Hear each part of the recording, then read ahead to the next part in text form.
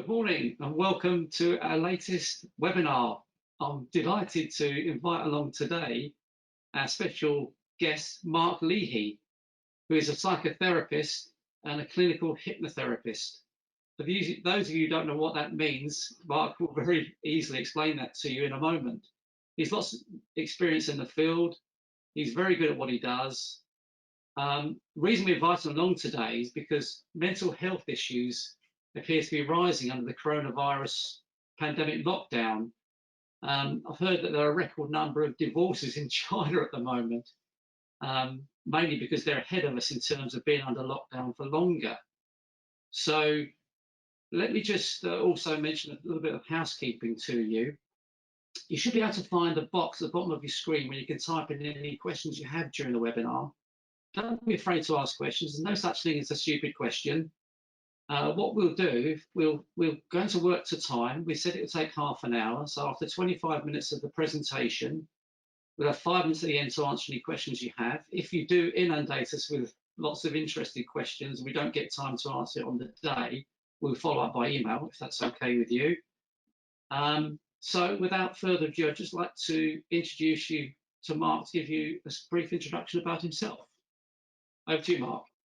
Hello, everyone. Hi, Tony. Well, thanks for inviting me to take part in your webinar. It's a pleasure to join you, and I'm looking forward to talking about building resilience through hypnotherapy and answering some questions that people may have as well. As you mentioned, I'm a registered clinical hypnotherapist, and I have a private practice at Bedford Consulting Rooms, which are based in a beautifully renovated Victorian building in the heart of Bedford. So I'm very much looking forward to the next 20-25 minutes. Sounds an idyllic setting for people who need advice from you, Mark.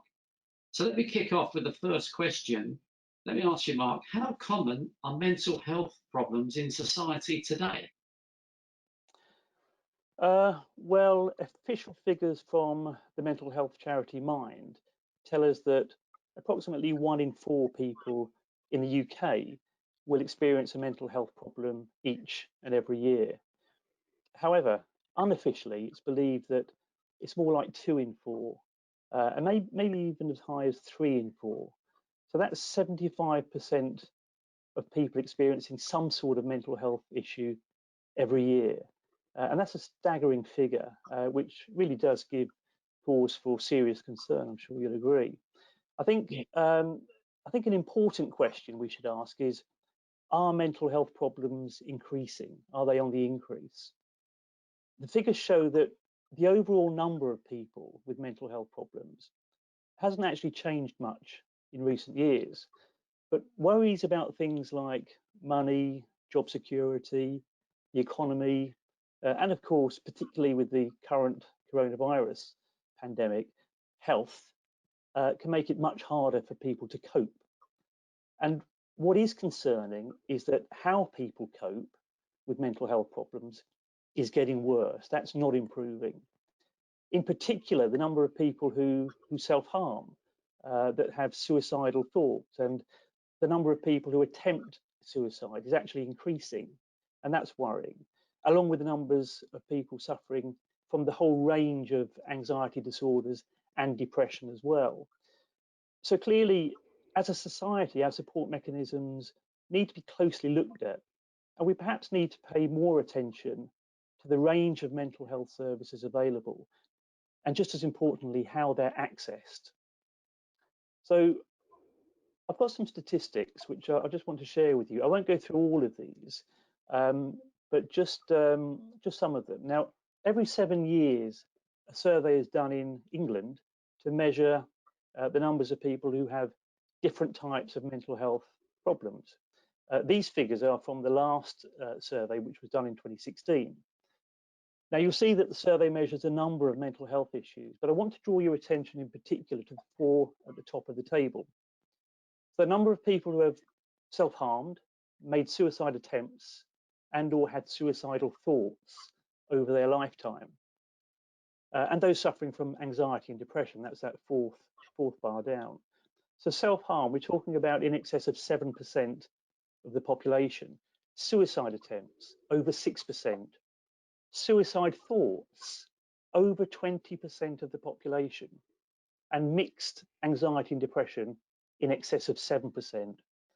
And to me, Tony, these are, and I'm sure to everyone, these are really worrying statistics. Yes, I agree. It's quite disturbing, that. The next question I was going to ask you is quite interesting. This slide that's coming up next about hypnosis, because my only real experience of hypnosis is watching those Paul McKenna shows some years ago for the older viewers here. I always used to think of hypnosis as just some sort of trick to play on people, but I'm sure you will correct me. So, Mark, what are hypnosis and hypnotherapy, and how do they work? Well, hypnosis is actually a naturally occurring altered state of awareness. Hypnosis itself is not a treatment, but it does enable a mental state to be achieved that can facilitate a wide variety of treatment strategies.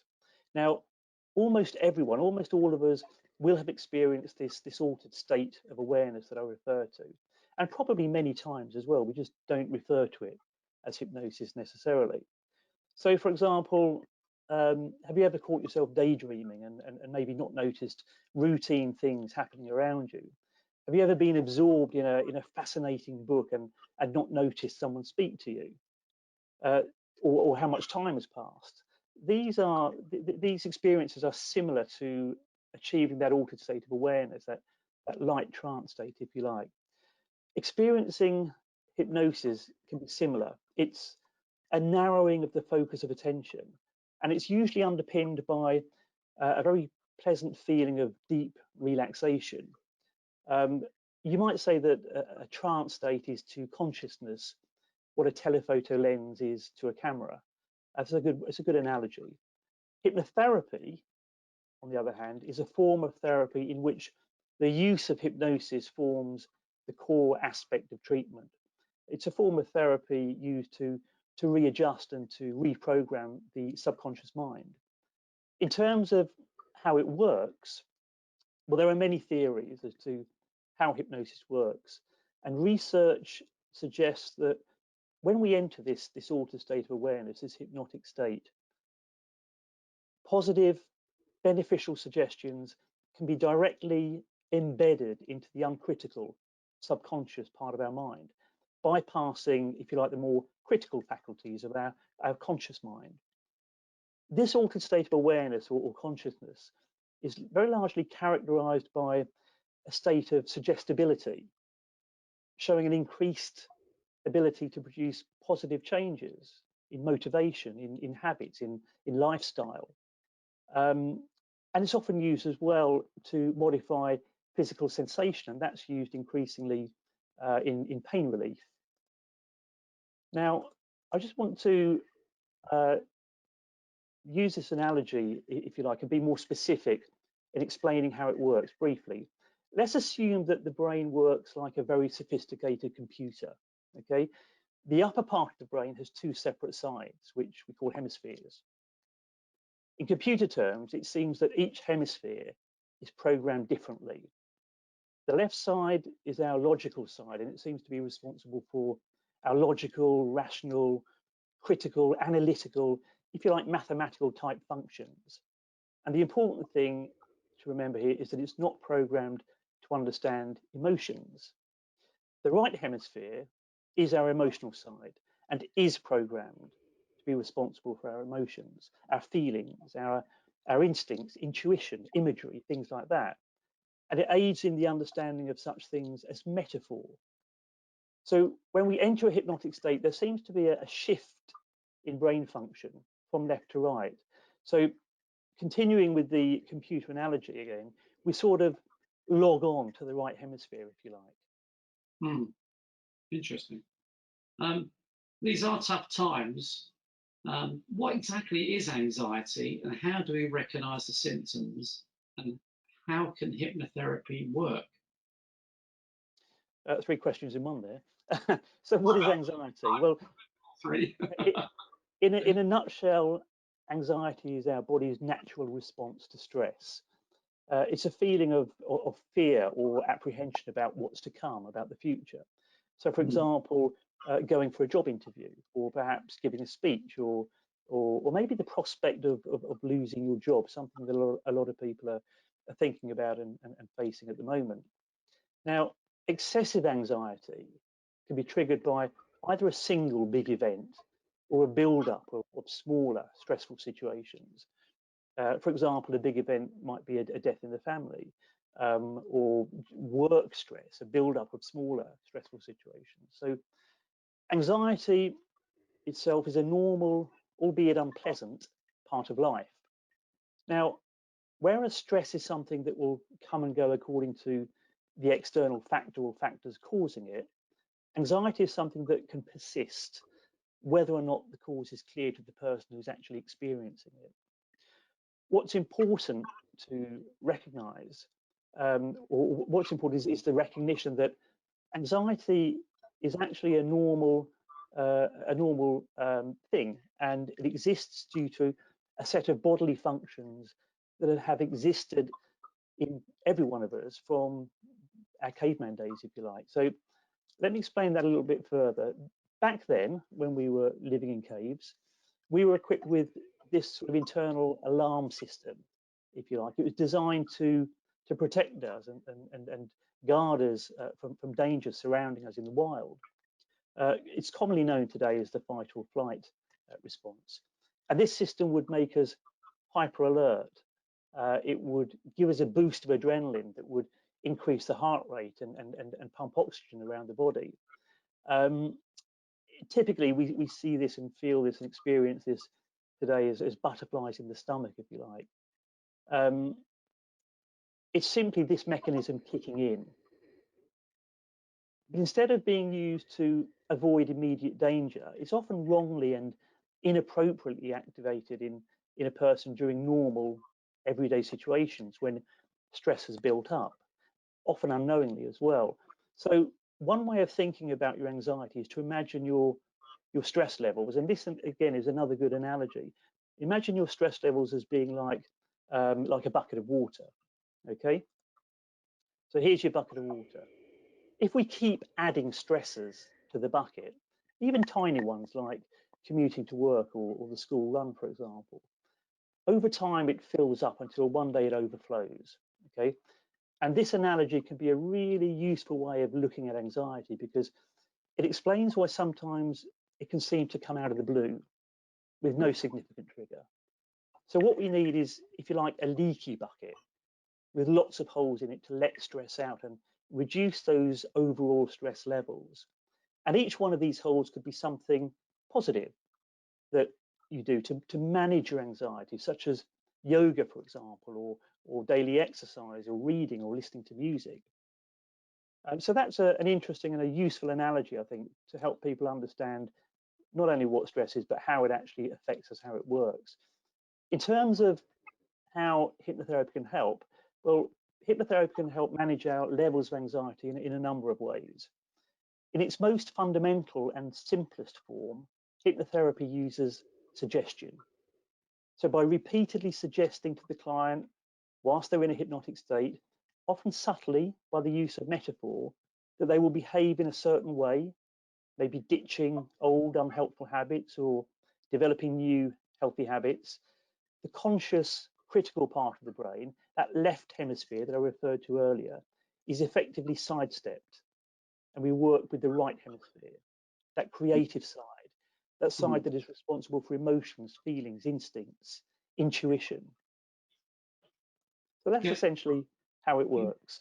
Sorry to jump in a bit there, but Mark, I found that whenever I've felt stressed, whenever I've gone for a run for maybe half an hour, and I used to do it a lot. I used to run every day, but I now only run about twice a week because I had an ankle injury. But I found whenever I go running, I seem to get this tremendous boost. And when I come back from the run, suddenly all my worries have just disappeared, and I wonder what I was worried about.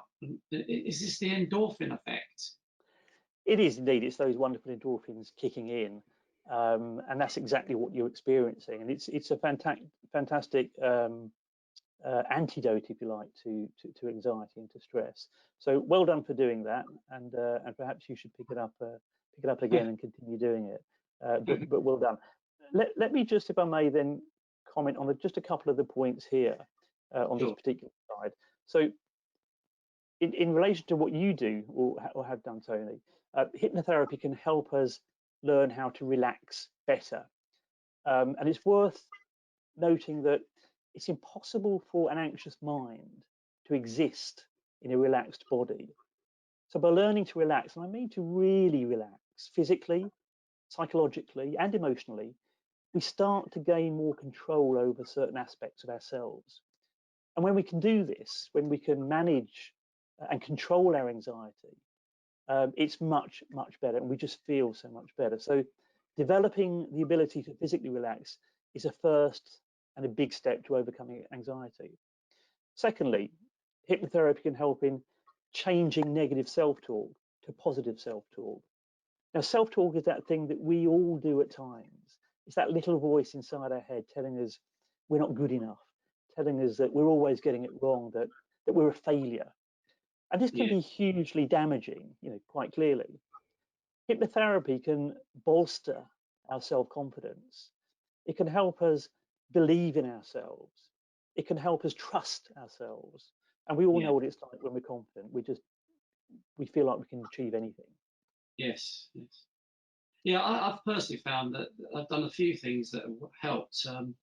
We started going to hot yoga just over a year ago. I know it sounds a bit corny. You go to yoga and it's hot, but it's actually far more to it than that. And I found that really fantastic for relaxing the brain. I like these Eastern philosophies, like yoga uh, and meditation. So I've tried meditation a bit. I tend to really kind of do it when I go to my sauna on a Saturday and Sunday, just for 15 minutes. So I use that as the opportunity to, at the same time, just do breathing exercises and get my mind escaping the real world. And I found that worked really well. Do you think they're really useful techniques, the meditation, yoga? Absolutely. Yeah, absolutely. And this is one of the holes in your leaky bucket, if you like. So this is one of the methods you employ to reduce Yes, stress and anxiety. So well done for doing that. But meditation, mindfulness, of course, yes, self-hypnosis, which is something I normally teach in the first or second session, enables clients to support themselves away from the therapy room. And there are lots of crossovers between self-hypnosis, hypnosis and hypnotherapy, and mindfulness and other forms of meditation. There are distinct differences as well, I have to say, but there are many crossovers. But call it self-hypnosis, call it mindfulness, call it meditation, call it what you will, but do it. I really like the idea of what you're saying, because what you're really saying is positive self-talk, whereas most people, especially in the UK, seem to practice negative self-talk. It's my experience. Exactly, and I think it's human nature, and we all do from time to time, and it's part of how anxiety works and creeps up on us.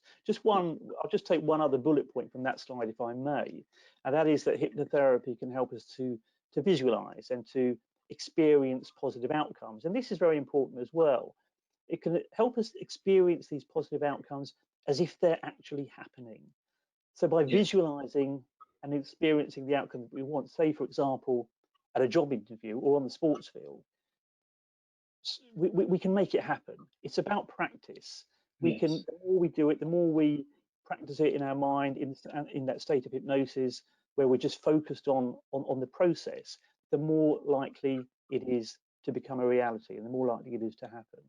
yeah, very powerful, very good. Um, Now, I know, Mark, that you're personally a great believer in the importance of building resilience, as am I. Why do you think it's important, and have you any tips for developing resilience? I do think it's important, and I am passionate about it. I'm a great believer in it. It's not something that when times are tough, you want to think about getting or developing. You should do it ongoing. It should be an ongoing thing, part of development. Um, so what is resilience? Well, quite simply, it's the ability to bounce back from setbacks and failures. It's the process of adapting well in the face of adversity. But my advice, as I say, is don't wait for adversity to strike before you think about building resilience. Start now. Start here. Start today. Start now. Resilience is not a trait that people either have or don't have. It involves behaviors, thoughts, and actions. And those things can be learned and developed by pretty much anyone, all of us. And what's interesting is that research has shown that resilience is not extraordinary. It's actually ordinary, and ordinary people commonly demonstrate high levels of resilience. But to be clear, being resilient doesn't mean, or does not mean, that a person doesn't experience difficulty or distress, but it does mean that they can cope better with it and bounce back more quickly. And that's really the key thing. So I've got 6 top tips for building and developing resilience. You're going to love them. Here they are. So firstly, realize the ways that you're already resilient. Most of us, as I mentioned, already have some degree of resilience, and maybe more than we think. So think about, what were the 3 toughest times in my life? How did I get through those times? Reflect on these times and how you got through them. Give yourself credit for how you coped and for the actions that you took. You probably, and it's highly likely, you probably already know something about being resilient, but you don't realize it. People who face adversity in their lives become stronger. And of course, it depends on a lot of other factors. How big is the adversity? How much support is available? But by learning to cope with stress and by having that experience, we gain confidence and we gain preparation. And I think sometimes it's easy to forget that. We sometimes focus, if you like, on how broken we are rather than how we're strong. So focus on the resilience and see yourself as someone who is even better prepared for life than the average person, because you know what? You've already lived so much of it. That's my first tip. Number 2, build self-esteem and positive beliefs in your abilities. So having confidence in your own ability to cope with the stresses of life can play a really important part in building resilience. Developing confidence in your ability to solve problems and trusting your instincts helps build resilience. And research has shown that your self-esteem plays a really important role in coping with stress and recovering from difficult events. So regularly remind yourself of your strengths and your accomplishments as well. When you hear negative comments in your head, that negative self-talk, practice immediately replacing them with positive ones, such as, I can do this, I am a great friend, father, partner, or I am good at my job, I can do this. Becoming more confident in your own abilities, including your ability to respond to and deal with a crisis, is a great way to build resilience for the future. Number 3, nurture yourself. Take care of yourself. Be compassionate towards yourself. When you're stressed, it can be all too easy to neglect your own needs. For example, losing your appetite, ignoring exercise, not getting enough sleep. These are all common reactions to a crisis. So focus on building your self-nurturance skills. Even when you're troubled, make time, as Tony does, for regular exercise and for activities that you enjoy and find relaxing. Those holes in the bucket. This helps you switch off. Helps you switch off for a while, and it helps you to shift your focus, therefore lowering your stress levels. Number 4, this is a great one. Don't catastrophize. Avoid seeing crises as insurmountable problems. For goodness sake, you've only dropped your ice cream. You can't change the fact that highly stressful events happen, but you can change how you interpret and how you respond to these. So try looking beyond the present to how future circumstances may be a little better. Note any subtle ways in which you might already feel somewhat better as you deal with the difficult situations. In hypnotherapy, we use reframing techniques to see things from a different perspective. So, for example, don't refer to a problem, refer to a challenge. It's about our self-talk and how we use language. So even when facing really painful events, try to consider the stressful situation in the broader context. Keep a long-term perspective. Avoid blowing the event out of proportion. Number 5, accept that change is a part of living. Embrace it, embrace change. Certain goals may no longer be attainable or achievable as a result of adverse situations. Look at where we are now with coronavirus. Accepting circumstances that cannot be changed can help you focus on circumstances that you can alter. So flexibility is an essential part of resilience. By learning how to be more adaptable, you'll be better equipped to respond when faced with a life crisis. And it reminds me of one of my favorite quotes, Charles Darwin. It's not the most intelligent of the species that survives, nor is it the strongest. It's the one most adaptable to change. So embrace change. Finally, number 6, take your sense of humor seriously. And I mean it. We've all heard the phrase that laughter is the best medicine. Humor helps us to keep a balance between the serious things in life and the less serious. It keeps us grounded. Laughing in the face of adversity can be profoundly pain relieving for both the body and the mind. And there are many reasons why playful humor, what's called playful humor, helps us survive. For one thing, laughing reduces tension to more moderate levels. Psychologically, choosing humor can be incredibly empowering.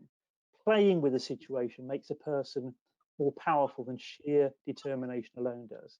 And the person who toys with the situation creates an inner feeling of, this is my plaything, I'm bigger than it, I won't let it scare me. So those are my 6 top tips, Tony. I can really relate to that last one, big time. Mark, my last question is, what advice would you give to people who, for example, may be experiencing anxiety about their financial situation at the moment and the uncertainty we're all facing under the coronavirus lockdown? Well, in terms of advice for the current financial situation or financial worries, I say talk to Tony. That's pretty obvious, I would have thought. But you know, we know that markets rise and fall, but we also know that in the long term, they too are resilient and will bounce back.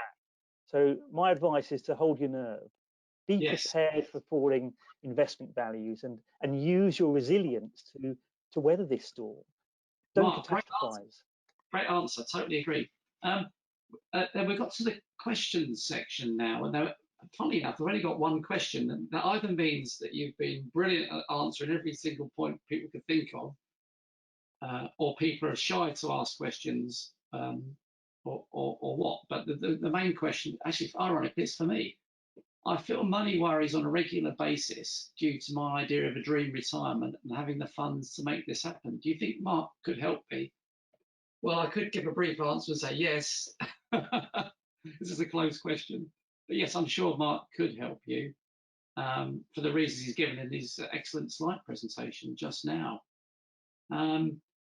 Yes, so as we say, unfortunately, there's no other questions, but I think it's more a testament to how comprehensively you answered all the issues, Mark, than people not having any questions to ask per se. Well, if I may, Tony, sorry, just on that question, I think that the thing is too, if the viewer, the listener, the caller can develop resilience, rely on his resilience or her resilience, keep things in perspective, don't catastrophize. It is not the end of the world. Yes, remember, of course, Edison, the inventor of the light bulb. He conducted 5,000 experiments. They all failed, and a friend of his came to see him, and he's very tired looking. He'd been working all the hours God sent, and he didn't look very well. And his friend said to him, "Look, Edison, you've failed 5,000 times. Why don't you just give up now?" And he came out with the answer: "I haven't failed 5,000 times. I've found 5,000 ways how not to create the electric light bulb." So he proceeded to take 5,000 more experiments until he created it. That's, to me, resilience. It is indeed. That's the ultimate. Absolutely. Anyway, I'm afraid this great webinar has come to a close now. All I want to do is thank you all for attending today. You're very valuable attendees. We really appreciate you spending half an hour with us. You will be sent copies of the slides after the webinar, because you know what's going to happen. You have a burning question after the event. That's sod's law. Please do leave your feedback with GoToWebinar, which you can do. And last but not least, take care, keep safe, and stay healthy. Bye for now. Bye.